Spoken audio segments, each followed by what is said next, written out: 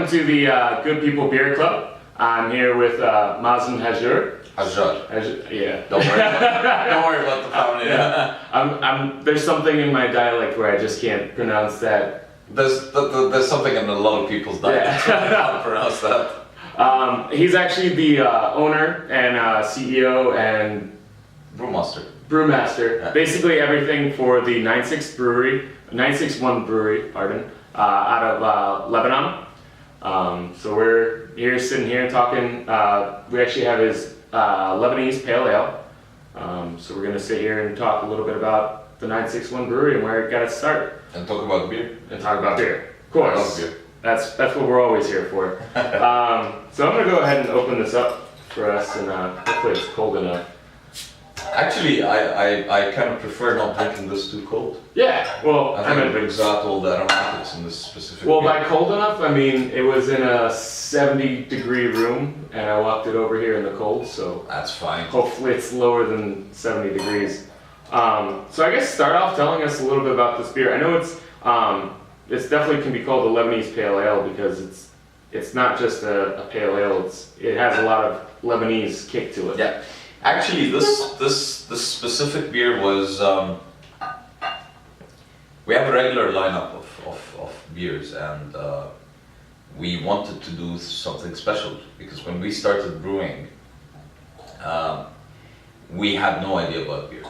And over time, I kind of discovered that beer originated in our part of the world, 9000 BC. Right. Can you smell it? Oh, I can. I can smell the history in it. And so for me it was almost like a revelation that beer originated in our part of the world, and I wanted to do something special to reflect that. 961 comes from Lebanon, and Lebanese cuisine is famous worldwide, and so is Lebanese wine, and it's becoming more famous now.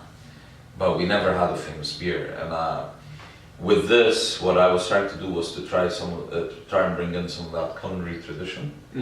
So what this is it's a collaborative brew with Anders Kissmeyer. Now Anders Kissmeyer used to be at Carlsberg, and then he set up Nürburgring Brewhouse. Okay. Which is he's the grandfather of craft brewing in Denmark, I would say. Inspired a lot of people to do that. We based this beer, rather than a pale ale, it's really an English IPA. With kind of an American kick though, because of the hops. Yeah, the malt profile of it is definitely an English IPA. But what we've done with this is we have added za'atar, which is a local Lebanese wild thyme. Right. Sumac, anise, mint, chamomile, and sage. All very common in our cuisine, and it has a fantastic nose. Oh yeah. If you just, it's magical. You can just, you just want to cook it and make a bread out of it or something. Or have a pizza or a roast lamb Oh, it's so good. But the idea with this was really not to have a very dominant single flavor that punches you in the face, but rather to kind of have a delicate, complex, layered flavor. Right. For me, this is a perfect foodie beer. It goes really great with food, but it's also sessionable, and it's. Oh yeah. You know, for a beer that's 6.3% ABV, I think it kind of finishes quite clean, and it's delicate. It's big on the nose, but the flavors are kind of delicate and layered. Yeah, because when you kind of taste it, like I get that what's the Za'atar. Yeah, za'atar. I get that coming through. I get like very familiar thyme flavors, and then it kind of cools down from the mint, and it just kind of leaves like a nice kind of almost spicy finish to it. Yeah. So you also have a very interesting start. You started back in 2006. Right when the bombs were falling all over the place. Right, and that was, for those of you who don't know, I didn't know when I first heard about it, is the Israelis kind of invaded the border. No, there was a border conflict between Israel and Hezbollah in July 2006, and all hell broke loose. Okay. And I had been preparing for the beer for forever, and I was reading books because I come from a region where there are no brewers. Right.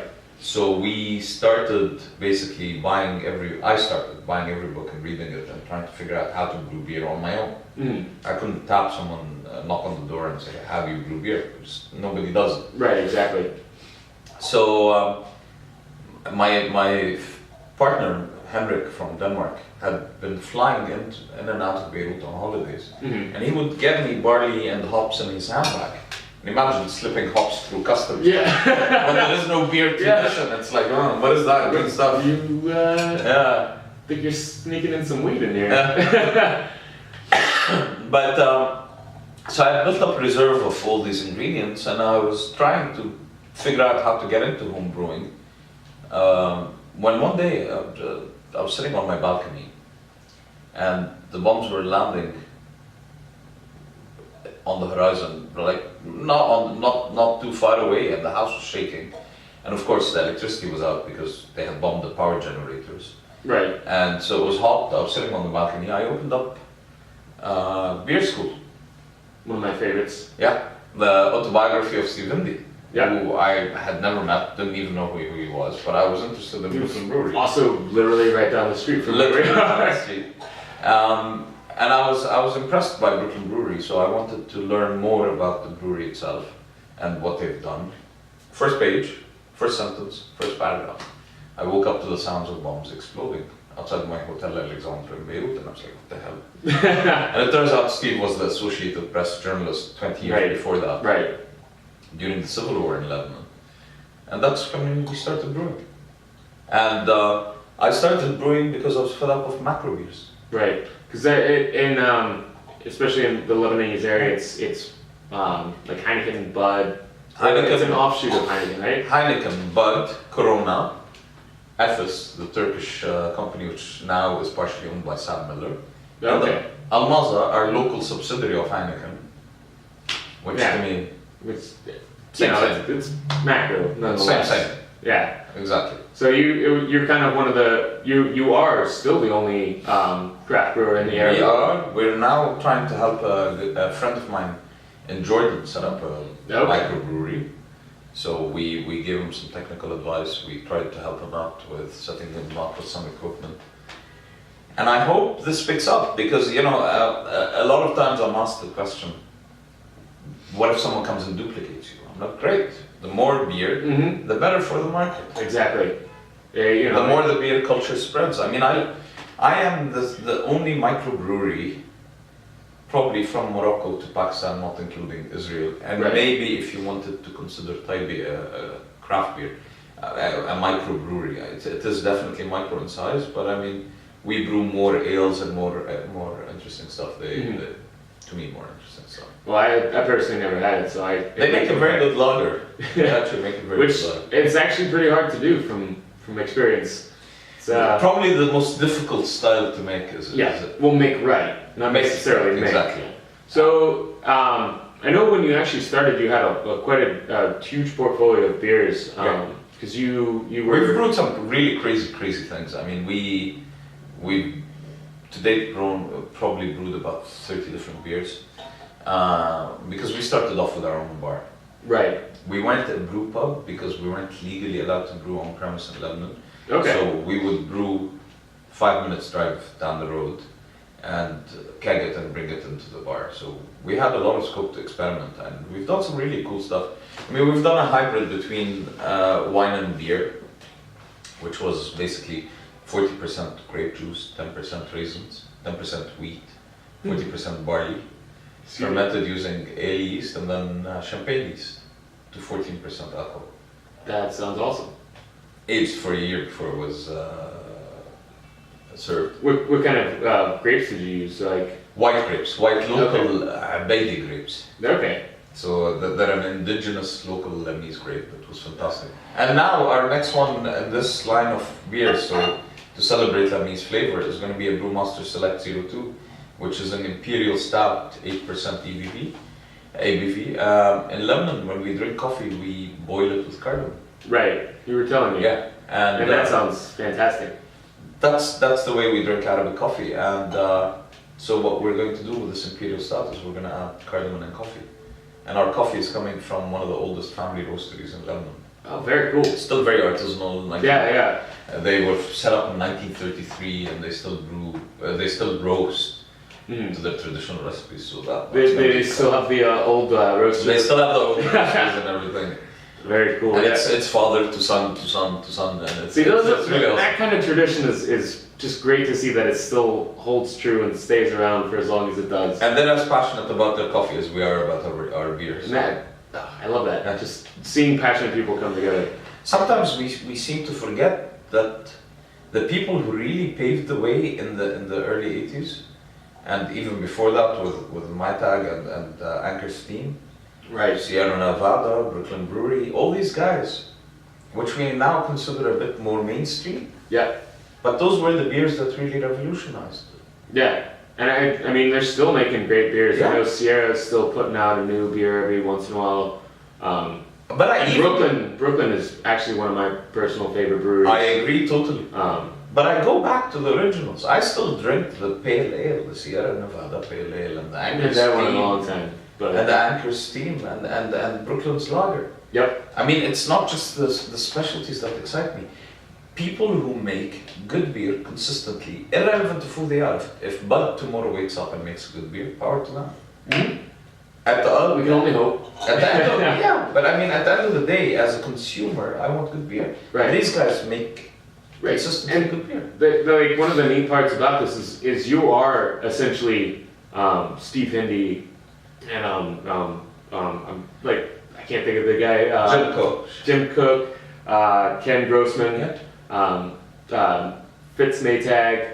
You are those guys essentially in Lebanon. You are starting this craft beer revolution on your own, which is amazing in and of itself. Like it's like especially since I'm so young, I really missed a big part of the craft beer revolution.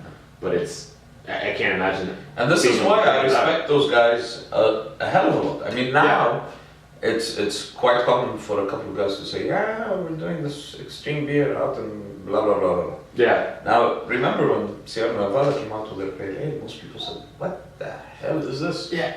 It's undrinkable. It tastes like just better. Yeah. It smells like what? Floral? Yeah. And I live that every day. People Yeah. come up to me and say, oh, it's not beer. Yep. Heineken is the best. Okay. Okay. But I mean, I kind of feel now they've paved the way for others Yep. to do all the other crazy stuff. And now it's basically an open field. You can do whatever the hell you want. And Right, but people try. I mean, you're still facing obstacles over in Lebanon because essentially being the only one, you're also still up against the big guys, Heineken and all of them, and they're obviously trying to put you out of business. And they're not the friendliest people on the, Yeah. on the Well, they get paid not to be. Yeah, that, and as well, it's educating the consumer. And the way we're doing it is we're going one-to-one. We literally sit with each individual drinker and talk to them about it. And that's kind of where the bar came in, like, Exactly. especially when you're starting. Exactly, that was the concept behind the bar, is that we trained our staff to come down and sit and talk to someone. You walked into the bar and you got a sampler of 8 beers for free. Sign me up. I don't get to do that often. The idea was not to make money off this. The idea was, Right. this was our marketing budget. Very cool. So you just kind of offered beer. We offered beer, and then the bartender would sit and say, that's this. This is a wheat beer from Belgium. It's made like this. It's cloudy because it has yeast. It's not cloudy by mistake or because it's bad. It's cloudy because we left the yeast in it. Yeah. And so because people would go, Ew. that's not beer. Oh look, it's got sediment at the bottom. Yeah. Yeah. So I guess we've been going on for a little bit. Maybe a bit too long. Yeah. So we've been speaking with Mazen Hajur. Hajar. Not gonna get it. Of 961. They just released their beer in the United States. They're in 11 states. 11 states now. Yep. I think DC. Did you include DC as a state? Where are we? We're in New Jersey, New York, Pennsylvania, Massachusetts, Maine, Rhode Island, Illinois, DC, North Carolina, I think you're in Virginia too. and Virginia. As a Virginian, I remember that one. Connecticut. Ah! Good old So, Connecticut. what is it, 12? I have no idea. I wasn't counting. Because So we're yeah, in a lot of places. yeah, well, they're in a lot of places. They've got 4 main beers: the wit, the porter, The lager, the lager, the and the red. Yeah. And then of course they have their Brewmaster series, which is the Lebanese Pale Ale, which we were drinking today. So go ahead, check them out. They're fantastic beers. But until then, remember, wherever there's good people, there's good beer. Cheers. Cheers.